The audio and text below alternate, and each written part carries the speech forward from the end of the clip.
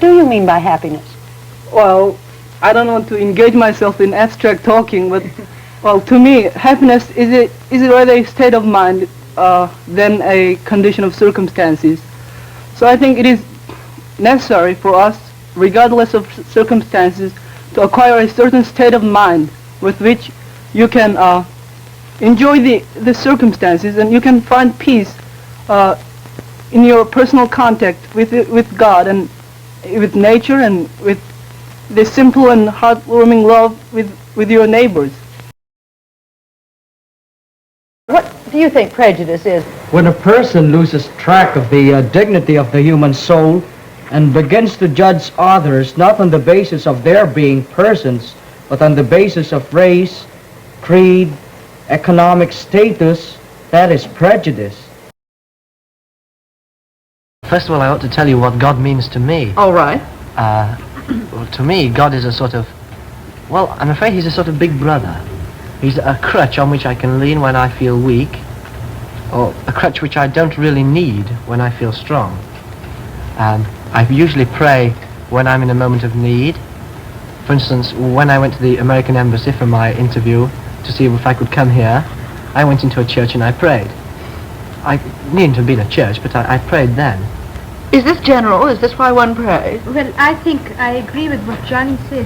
For example, but I need God all the time, but I need him more when I'm in trouble. Not when I mean trouble, I don't mean serious trouble. Even when I'm alone or I'm afraid, I think I need God all the time. And I pray to him to help me in my studies, to help me to pass an exam, or to help me to do all the good things. In every way, I need him.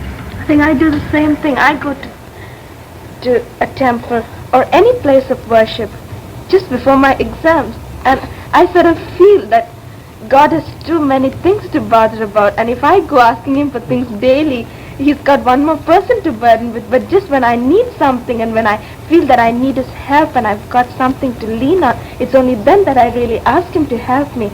And also when I've got to choose between something which I think is right and something which is wrong at the same time, I really need his help very badly. Then that I look upon him. Do you mean then that you three record to God most of the time when you need something? Well, not when you need him all the time, but you go to pray more to God, and you need him more when you're in trouble. And you don't necessarily need things to help yourself. For instance, you could need something to help somebody else, so it's not purely egocentric. Well, I don't know. I kind of regard this way as, I think you treat God as a religious tap. I mean, you open it when you need it, and you close it when you don't need it, and then if you don't get anything out of opening it, you curse the tap. Evie, do you pray to God daily? Do you think of God as something else than we do? Yes, I do. What is your concept of God? Well, I think God is life. And I think he's the intangible goodness inside every man. And there's something that makes man strive to be at peace with himself and makes him hesitate before striking his neighbor. And so you cannot say that the land is yours.